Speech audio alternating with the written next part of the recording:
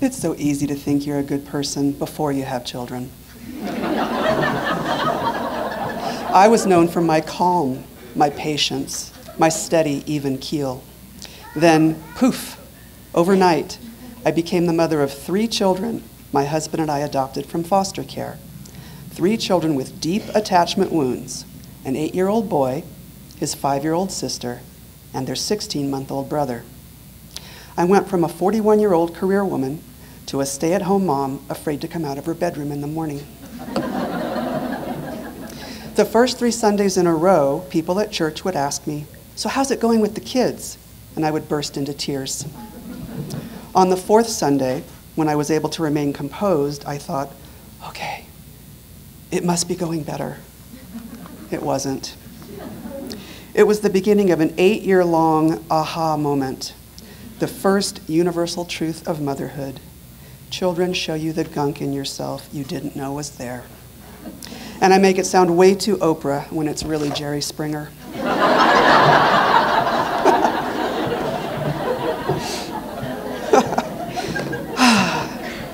It's their job, divinely speaking, to show you to yourself so that you can do something about it if you can find the courage. My children brought out Volcano Mom, the shrieking, red-faced, intolerant side of myself that said mean and hurtful things I bitterly regretted but couldn't take back. Naturally, I blame my children for bringing out the ugly in me. After all, I was such a great person. Clearly, this had to be all about them. The more I tried to fix it, the worse it got. No matter what I did, the target kept moving. The second universal truth I learned about motherhood, it's an impossible job. Suddenly, I had compassion for the woman who had said mean and hurtful things to me. My own mother's failings, heretofore seen as heinous through my childless perspective, became no worse than my own horrible failures as a mother. A divine twofer, refiner's fire for me and forgiveness for my mother. But with my daughter especially, I was still hard and cold. Each mother makes her own personal bargain with her refiner's fire. Whatever my mother did with hers, it didn't make us closer while she was living. My children's birth mother hid from hers behind a wall of drugs. In my case, only because I could no longer stand the misery of hating my daughter, I stopped trying to fix her and started trying to understand why she provoked such intensely negative feelings in me. I hated that she was sweet and silly and flighty and giddy.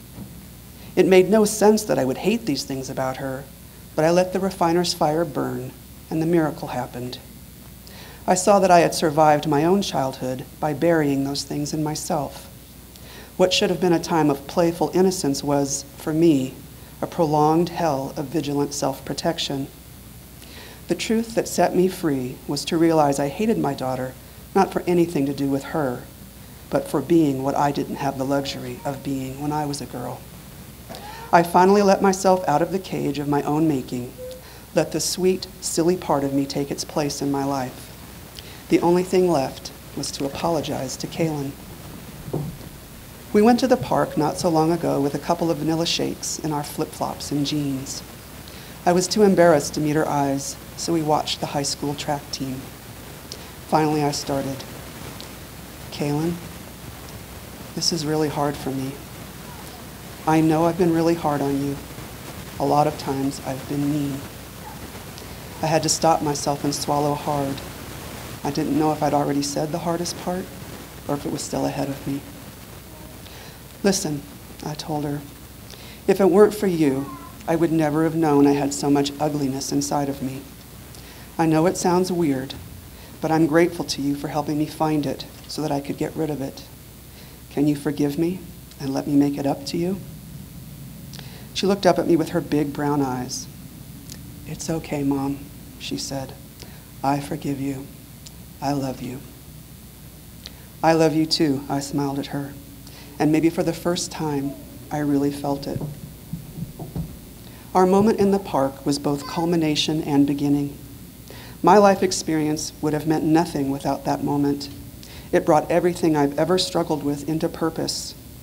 In what can be only divine orchestration, My daughter had called forth my healing so that I could call forth hers.